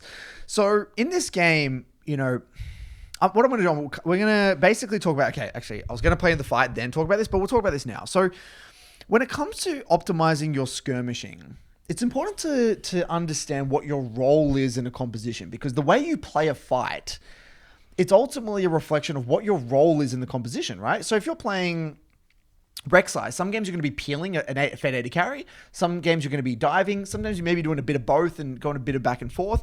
In a game like this, you're playing Luden's Ari. You have a lot of flexibility in a way, right? If we didn't know who was fed, you could theoretically dive with a Jarvan sometimes and like maybe, play with the Jarvan, or you could peel this kind of Jinx. But given like who's fed and kind of what the enemy champions have and stuff like that, it probably makes more sense to probably just sit front to back, peel this fed Jinx, and win the front to back team fight, in my opinion. And so that's at least what I would think. And so when we look at who are the main threats in this game, Nathan, onto the Jinx, who do you think are the main ones? Absolutely Wukong. Yep. Wukong's so hard to peel with his full combo. So Wukong Diver. I'm not even that scared too much of the Xin Zhao. I mean, Xin Zhao can hit a W, but it's pretty unreliable. Yeah, pretty unreliable. But you would say that the main divers are probably Wukong, Xin Zhao. Yeah. Like Cassio, Varus, and Blitzcrank, it's kind of hard for them to get onto the back line, right? It's more Thresh could be. There's a lot of peel from Thresh. That's right. So it's mainly just the Xin Zhao and the Wukong. So they would be your targets that if you're trying to peel, they're the ones that you'd be more concerned about, right? So we're going to go into this team fight. I want to kind of talk about this for a second. So this is they're fighting over a soul, I believe. This is posturing for a team fight. The Thresh kind of gets picked here a little bit, but still front to back team fight. Ari's doing a really good job kind of sitting in the back line. I really like how Ari's playing this. This is fantastic. And then the Xin Zhao kind of comes from the side and gets on top of this Jinx and one-shots the Jinx. So I want to replay this one. It is a bit of a hard one for us to commentate for the listeners, but essentially what happens is like kind of front-to-back team fight. And the Xin Zhao, instead of kind of playing front-to-back, loops around the side and then lands a W onto the Jinx and like dives onto the back line and basically solos the Jinx by himself. So the Xin Zhao absolutely kind of smurfs it, and they lose this team fight because of the Xin Zhao plays it really, really well. Now, we're reviewing this team fight, and, you know, it's a tough one because when you look at it, it's like he actually did a pretty good job. Like, he was kind of like sitting there, and then he killed the Wukong. You would think, oh, that's like kind of the main diver. That's the person you want to be concerned about. So now all you'd be thinking is like, oh, Blitzcrank in front of me. I'm just going to kill the next target. So he charms the Blitzcrank and tries to kill the Blitzcrank. But then the Xin Zhao, because he's able to dive onto the Jinx because he's used his charm on the Blitzcrank instead. And Blitzcrank just had hook. He's no threat in that fight. He has no threat. He's useless. Yeah. Now, you know, when you look at this in the review, you're like, it's pretty easy to spot the mistake, right? If you're a master tier player, you're optimizing your skirmish, and you're like, well, I should just not use my charm on the Blitzcrank. I need to wait for my abilities for the next threat. Exactly. And the only other threat is the Xin Zhao. So instead of trying to kill the Blitzcrank, you should be holding your charm to peel for the Jinx and hold your charm for the Xin Zhao. Because if he holds charm for the Xin Zhao and he's able to peel the Jinx, they just win the front to back team fight. Imagine if you just charm Xin Zhao right here. Yeah. When Xin Zhao dies on it, you just win the fight. That's right. Jinx aces him, you win the front to back, all's good. Nasus is tanking, you're chilling. Now, you know, it's a hard one to change this behavior because you come out of the review being like, you know, I thought I did a pretty good job. Like, Xin Zhao played it well, whatever. My first initial reaction was, this even hitting the Blitzcrank, I thought it was fine. I think it was all good. Yeah, that's your first reaction, right? It's this is what we're talking about. Skirmish optimization is tricky. And what I said, look, when you're reviewing your skirmishing, this goes out there for all of you watching this, and you're trying to review your own skirmishing and get better at your skirmishing, you can look at it and just visualize, okay, I should just hold my charm next time for the Jinx and peel the Jinx instead of going for the Blitzcrank. But a lot of people are getting like, what? How would I know to do that next time? Like, it's kind of like they don't feel like they're getting much learning. And a really important question is like, how would I come to this conclusion? That's a very important. How would I come to this conclusion to hold my charm for the Xin Zhao here? That's the high quality question. That's the high quality question. And so this decision here to not hold charm for the Xin Zhao is actually made all the way back here, believe it or not, in the lull state.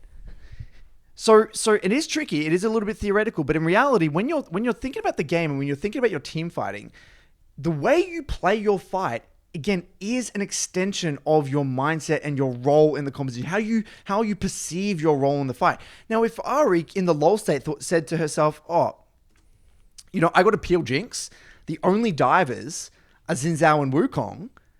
If you plant that seed in your brain in the lull state, when you come to this team fight, where is your attention going to be focused, Nathan? You're going to be marking where the Wukong and the Xin Zhao is. That's right. It's sort of like when you're on the field in like a sport, you're like tagging someone. Like these are the people that I'm making sure they're not getting, you know, the ball. That's right. So what you're doing is you're priming your mental stack essentially to kind of know where to direct your attention, because there's theoretically 100 things, or like, let's say 50, 30 things that you could be thinking also about Cassiopeia, all that sort of stuff, you know, the Blitzcrank hook.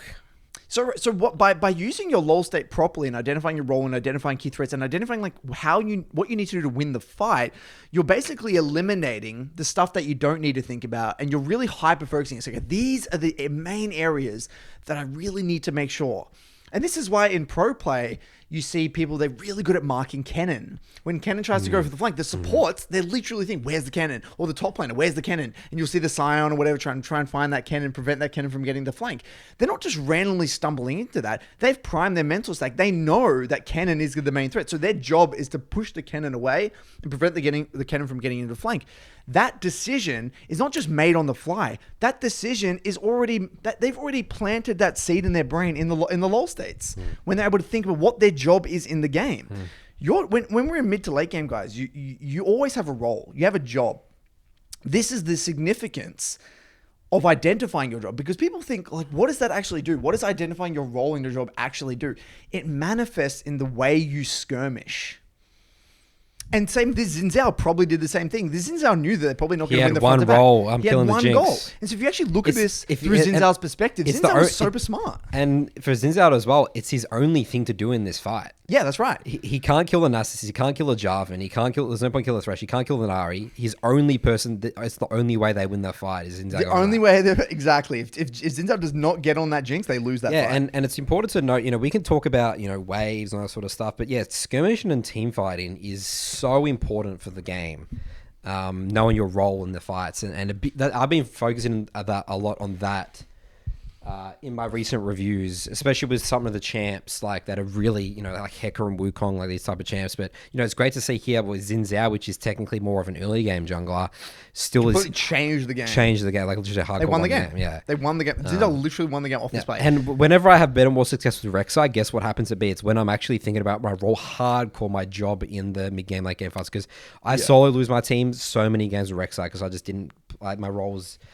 Was not clearly defined. I sort of had an idea, but I'll get distracted in a fight. It's like, oh, I'm going to just kill this person real quick with my Prowler's Claw ult, and then suddenly I lose the fight because I didn't go to the right target. And this is champ mastery, guys. Yes.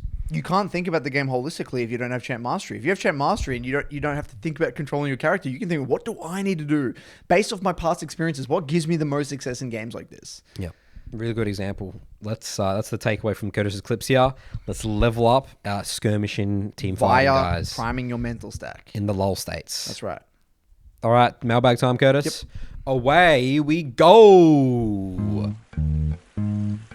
Welcome back for Nathan's mailbag. Jingle, jingle, jingle song. Alrighty then. Our first question comes from AnnieCrit. Title of this email is Mid-Game and Flex Q Questions. Hello, Coach and Nathan. I recently discovered your podcast and it's perfect for my Monday commute in LA traffic to and from work. You're providing the community with an excellent service with this podcast. I was an average gold player maining in whatever champion I fancied or thought was overpowered. For the longest time, I would blame my teammates and rationalize my decision-making as superior to others. A large part of this was because I was on a semi-professional Dota team back in my university days in Asia.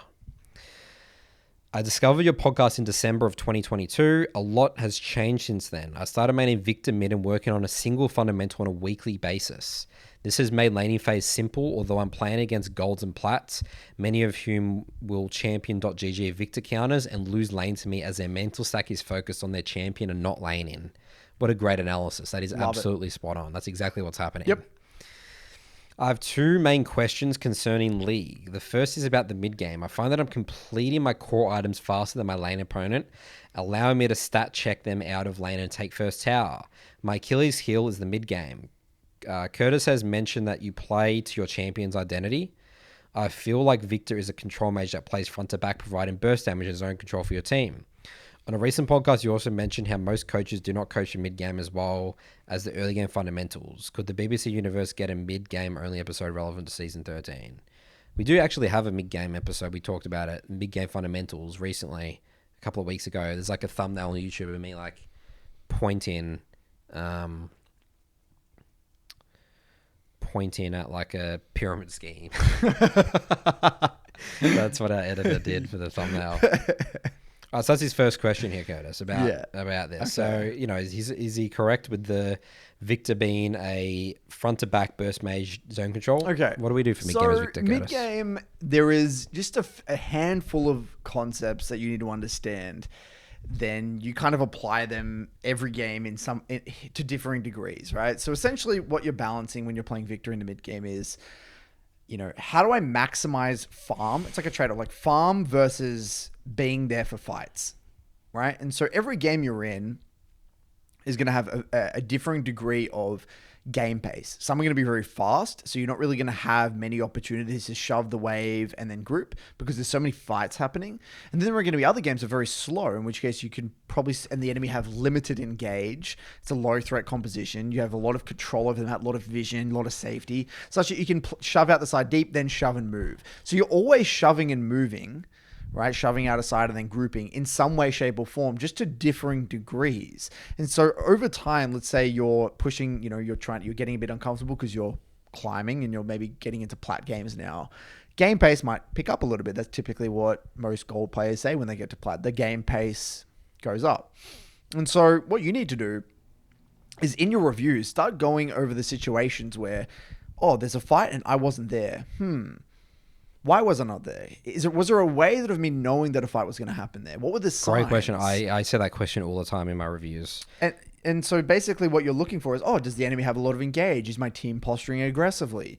Was there in it? Could I have been that objective earlier to get a little bit of control? Essentially what you're looking for is what the signs are that the fight is going to happen. And over time, as you start really familiarizing yourself with those signs, you start to read the patterns, you're going to get better at identifying when you need to be there, how many sideways you can get away with and how many sideways you can't get away with, because you can't afford to get to fights late as Victor. That's one of the fundamentals with Victor. You're spot on. You play for zone control, front to back team fights, but you're not a cleanup crew champion. You don't want to come into the team fight late and try and clean up all the low targets. You want to be there from the start, poking down with lasers and then making them come into you and doing maximum damage over the course of the team fight. So that's a very, very important skill. And a huge part of that actually, and what will help you with your mid game, is that in your lull states, direct a lot of attention to your teammates' location. What is your jungler doing? Where are they? Where is your team on the map, and where are they kind of positioning? What are they looking to do? I say in the mid game, it's actually more important to know where your team is than the enemy team. That's the thing to actually focus on. Spot on. And so between that idea of kind of shoving sides and moving, and then being aware of your teammates' location and then assessing how fast the game pace is, you can have a pretty good idea of where to be on the map. And then the only other thing I would say here is play around with communication, experiment with it. Differing ELO brackets and different games and different servers are more receptive to pings and pings. Specifically, we're just going to talk about pings here. So let's say you're coming out of base and we're 25 minutes in the game, and let's say you really don't want anything to happen right now at topside because you're like 300 gold away from your Shadow Flame. So you have a choice to make. You can go straight to the fight and say, look, I just don't trust my team. I don't think they're gonna wait for me to go to bot lane, shove out a wave, reset, get my Shadow Flame. In which case, you're just going to have to suck it up and you're going to have to go and group with the team and do what you need to do. But there are other games where you might be able to ping, in advance, way in advance, danger, just type in chat as well, ping your gold, wait my Shadow Flame, wait my item. And then you go bot, just ping danger on top side and ping them. And then make it very clear via your communication in typing and, pings that you just want to pick up one more wave. So that's an example of how you can use communication to influence your team's decisions. And so play around with that. Not everyone's going to be the most receptive, but I urge you to experiment with communication in some way, shape, or form. And the last piece of advice is be ready to adapt, right? You're going to be in a wide variety of games. Sometimes you are going to have to actively make sacrifices. You are going to have to, fight earlier than you would want to. You are going to have to, share XP mid maybe longer than you would want to. Sometimes you got to do just based off the threat of the enemy comp and how fast the game pace is. Yeah, they're my main points. I have nothing more to add. Curtis is the Victor player here. Sounds good to me. The other question he has here is about FlexQ. How do I get... so the people that he plays FlexQ with, how do I get them to buy into the concepts you both talk about on the podcast? I feel like there's a lot of blaming the bot duo in my FlexQ games when the common denominator in all three of our games is the three of us. So it seems like he plays with him and two other friends, and they at the top side of the map, and they have a duo bot lane. What was our favorite saying on this podcast, Curtis? You can lead a horse to water, but you can't force it to drink. You know, we always say, you know, some people actually just enjoy the game of just blaming their teammates. They'd rather live in the fantasy world of they're really good at the game, they're really talented, and it's their teammates that are losing them the game. You know, you gotta have conversations like, what do we want to get? Do we actually want to improve? Like, if they don't want to improve, then who cares about the concepts in this podcast? I really think it's simple. I think there is only two ways you can do it. Okay, they hit rock bottom and they are desperate and they really want to improve, and like they've gotten to a point where they just like, nothing I've done is what they've done has worked, and they need something, right? So then you come in like, all right, well, I've waited for you guys to hit rock bottom. I've waited for you guys to come to me and actually ask. Now that you mention it, I know that here is an episode that might lead you in the right direction. There's that. Or what I think the thing that you can actively do now is you influence through your actions. Actions speak louder than words. You can sit there and have a conversation saying, we should all improve. Yay, let's get together. I've been listening to this podcast. Let's all do this. So the way you do that is just get better at the game. You actively get better at the game. They're going to see you like, oh my God, this guy's actually, holy shit, the way he's talking about the game, the way he's like, the way you're like asking high quality questions, like when they die, or when you guys are maybe reviewing whatever, or you ask like, did you review, or this is what I saw in the review, what did you guys think about that, or what do you think would have happened if we actually went through mid first and rather than through bot, or whatever there might be. You're just asking high quality questions, and then you can actually influence them by asking high quality questions, because they're going to notice you like, oh shit, that's actually really interesting. I never would have thought that. And even though they may not vocalize that at the start, over time, over a long period of time, you keep asking high quality questions and show through your actions that you've got a growth mindset and you're really trying to improve and get better at the game. That's going to wear on them over time. And especially when you start to build success in SoloQ and start to get results in SoloQ, they're like, oh, this guy actually knows what he's talking about. And they're going to give you more credit, you know, and trust you a little bit more. So I would say that's the best way to go about it. When you're saying, it's not my bot lane's fault in this game, they'll listen to you, the more inclined. It's like, oh, maybe he must be right. He's the much better player than us. Yeah, I think that's definitely good advice there, Curtis. All right, next one here comes from Anton. The title of this email is, what is a clear reference point? Hello, Coach Curtis, Nathan, Mott, and BBC listeners. I have a basic question. What do you mean with a reference point? What is a clear reference point? In a couple of episodes, you talked about the importance of having a clear reference point, especially for a beginner player. You explain the reference point as a North Star. If I put it in my own words, do you mean that you need to know what the ideal scenario is in a lot of the different game situations? Does Annie, Aurelion Sol, and Malzahar have a clear reference point because their ideal scenario is the same in every game? And does a champ like Silas have an unclear reference point because the ideal scenario depends on the champions that the enemies are playing? Can I compare it to a chess principle? Advice that is commonly given are the opening principles. Fight for the center, develop your pieces safely, bring your king to safety, connect the rooks. Is this an example of a clear reference point? How do you make these reference points on your own? The reason why I ask these questions is because I don't know if I'm understanding this right.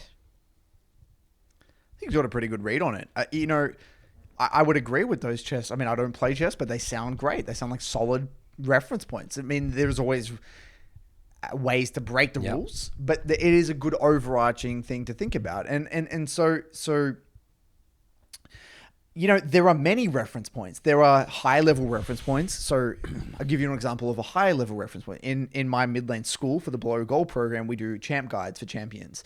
And Tim makes these amazing champ guides. And we have a slide or a whole lesson on like the mindset of a particular champion. And so one of them is, I remember off the top of my head, Seraphine mid, and how you're like a tower, or it was a Lux or so. One of them is like, you're a tower. Imagine like how a tower, like you want people to, you don't really move, you're very immobile, but you do a lot of damage.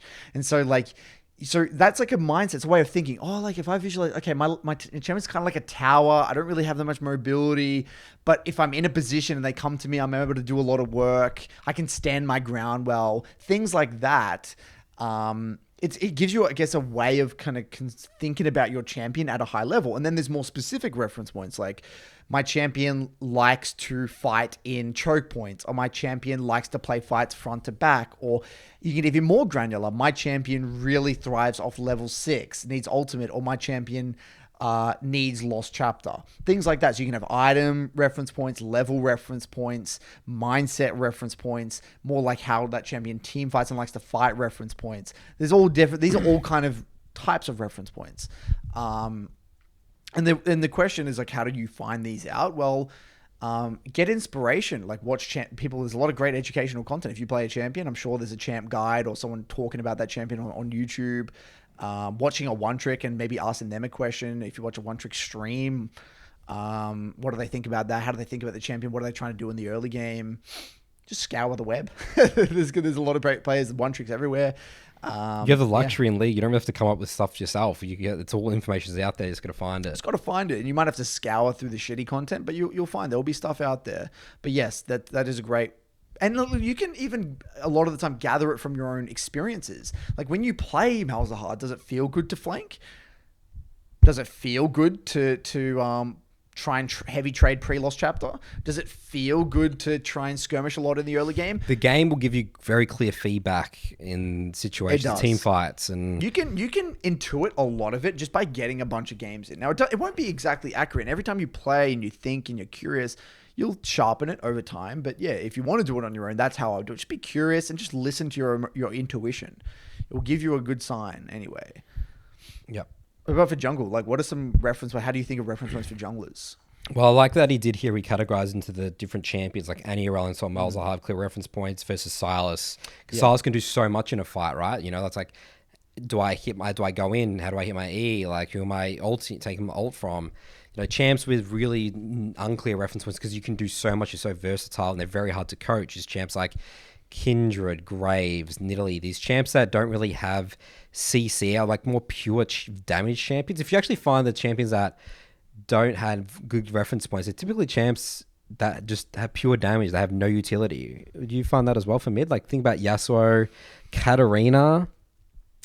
You can play yes and no. I mean, like there still is reference points. Because when I think of like an Akali, like you still have pretty clear reference points. Yeah, like, you know, your assassin kill the squishy champ. Yeah, and you have clear spikes and stuff. Like, but yes, it is. I would say with champions with hard CC and like those big cooldowns, they typically have clearer reference points. I would agree with that. Yeah. Yeah, so that's the way I'll sort of define it, is that you have more options. And the amount of options you have is very hard, because then you need to sort of be breaking down the game at a very high level which of those options is best. I mean, again, you need way more experience, which is why these champs should be played with better players. Like I've talked about the example before of a Nidalee player in my SoloQ, and he, you know, was gold for ages, and then, you know, like I just review these situations. I'm like I need to like break down how to hit this spear out of vision, get really creative. Like this stuff is really advanced stuff. Like, you know, the amount of intuition, because you also need to know all the threat on the enemy team. You need to be fully aware, sort of like, you know, you sort of like need your team more so maybe in those sort of situations. So like when it's like, okay, I play Wukong, I can just kill shit on my own. I just got to do a full combo. I got to, you know, I either just hard engage on their squishy champs, or I'm letting them go in first and I come from a flank and clean up. Like, you know, it's much easier to review those situations rather than when we're reviewing Nidalee, he doesn't even know what's a good fight and a bad fight for that champion because it changes so dynamic. That's sort of the way I sort of define it.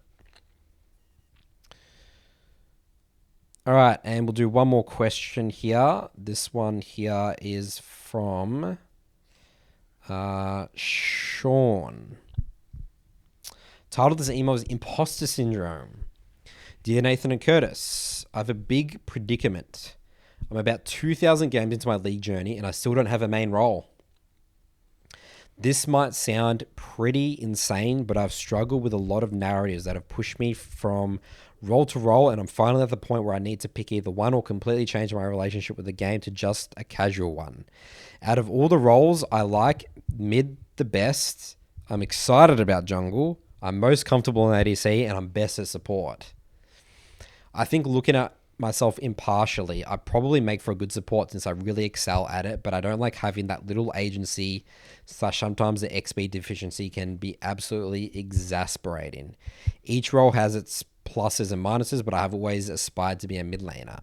The biggest problem I have, though, is the fact that I have really bad imposter syndrome, associated with queuing up and playing mid since it's the most popular position. I constantly assume every other player on my team wishes they had been placed mid and that every single second of my game will be judged and analyzed from the perspective of, oh, I would have done better, I would have been more aggressive, etc. This leads me to believe that I don't deserve to play mid and that I should just play ADC and support. I already mute all, so I am just not sure what to do next. I constantly go through cycles of buckling down and playing mid blocks for a week or two before my anxiety becomes too much and I relapse back to the comfort roles. This environment has led me to be less and less effective in my stints at mid, as you can imagine. The first half of this season has been spent learning jungle, but now I am at 220 games in and I feel more lost than I feel like I should at this stage, and I've once again relapsed back into the ADC support. My first 150 jungle games were an absolute blast. That's the honeymoon phase, isn't it there, Curtis? And I was able to really feel like I had a good grasp of what to do intuition-wise, and I didn't think about playing any other role. But now that the initial honeymoon period has worn off, I feel completely lost in the mid-game, or if a teammate doesn't pop off. I'm worried that I lack a natural instinct for the role that if I had it in me would have appeared by now. It becomes so bad in the last month I could barely go with 3 block without flipping to a different account, and it becomes so much I had to take a couple weeks off and play Jedi Survivor. Now that I am back from my break, I guess my question is, should I try pushing through my mid lane anxiety? Is there a brighter dawn on the horizon for jungle, or should I stick with ADC support and have less agency? All right, so my answer to this question here is really simple. I love people to double down on what they're good at in League of Legends. Anytime everyone comes to me, it's like, unless I don't actually know what his champ is in support now that I actually think about it. Maybe he's playing champs that, I mean, again, still you still do your job, you have your role. I'm just trying to think of support champs that are hard to climb. So you just think he should play what he's best at now, which is support? Yeah, what he's best at. And because what I really want in people in the League of Legends is double down on what you're already good at, because you already built all this muscle memory, neuron patterns, and you've got the tread down. Otherwise, you have to like develop and spend a lot of time on that. And again, you don't even really know if he's actually, going to really enjoy the lane. Sorry, mid lane. Double down, get to a higher rank. That allows you to have a better understanding of the game. You will be versing players with better mechanics. Your mechanics will naturally improve because you're against better players that are pushing mechanics. And then you can expand after that. So, yeah, don't go on some crazy tangent of, playing a whole new role. If you're best at support, double down on it, get into the details, have fun.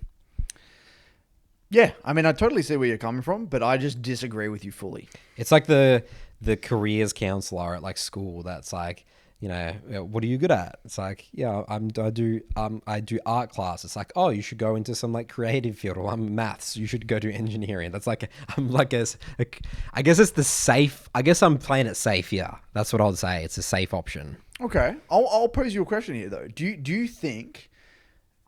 Okay, we don't know, but is it a possibility that he's only performing better on support because he feels less anxious?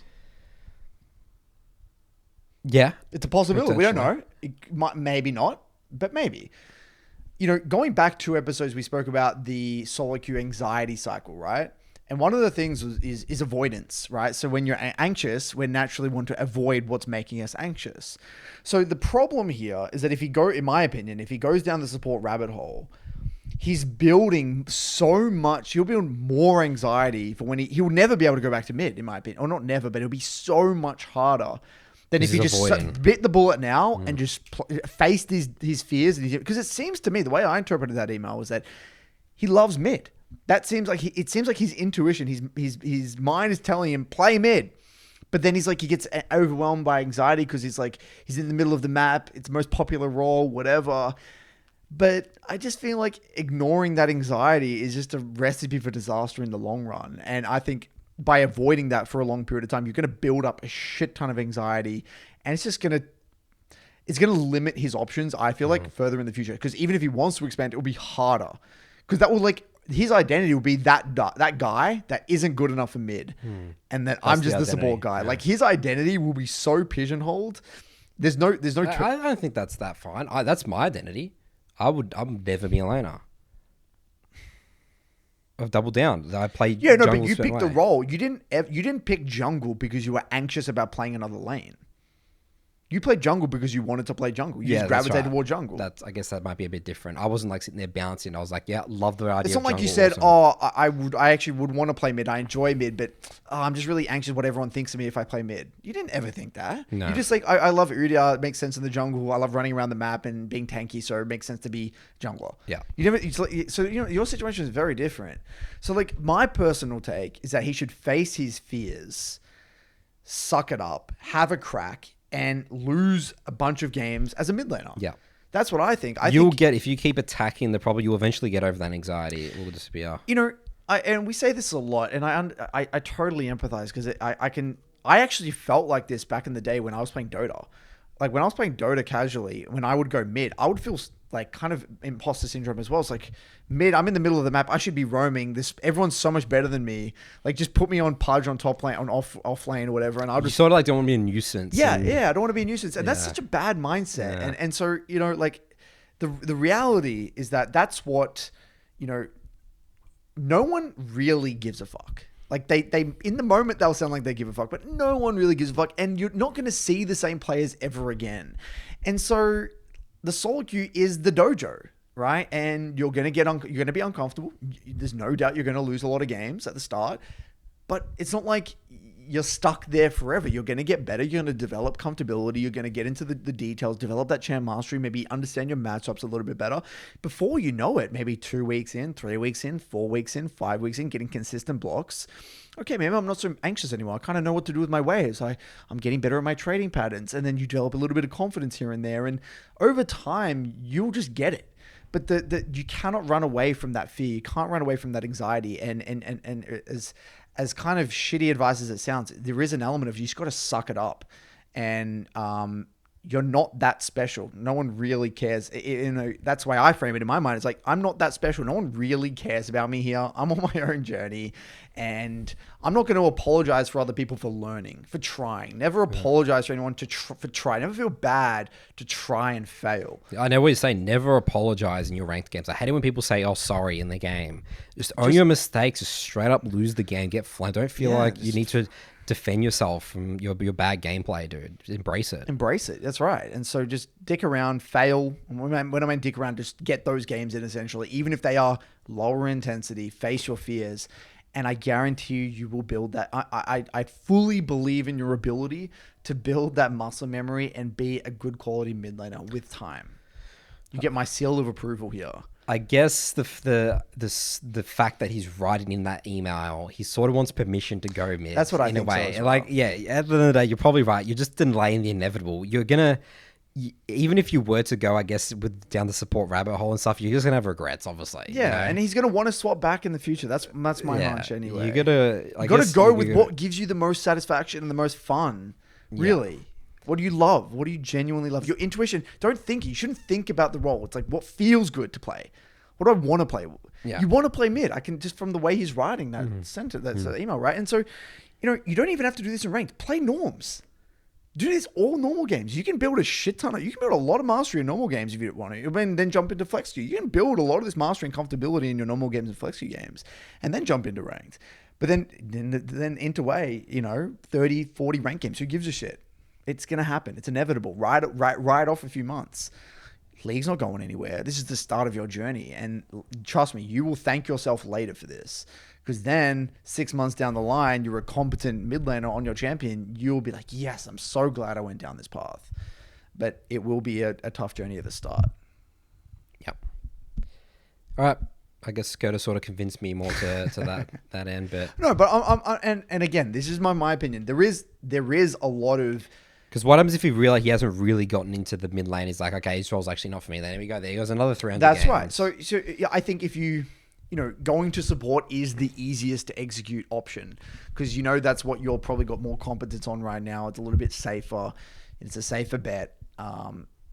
Again, you should weigh up your options. I mean, I'm always convinced you can really, if you get into the details with something, really try and improve it, you can become so much fun. Like I do think that. And because every role has so many different ways to play it. Like, You know, like there's something for everyone. That's the great thing about League of Legends. Like if you want to play hardcore carry support, you know, you got champs like Pyke and, you know, Karma and stuff like that, where you can literally just Xerath. You know, You Xerath. play Xerath and yeah. Vel'Koz and Brand. When I initially, when I first started playing support, this was ages ago when I came back into the game, I played Karma to Diamond 2, just Karma only support, just hard carried every game, like at a 70% win rate. When I just started learning support, and that was super fun. You know, like it's available for you, these type of champs. All right, well, that's it for our episode today. Good work, guys. I don't think we have anything else to mention at the end of this episode, and we'll see you next week.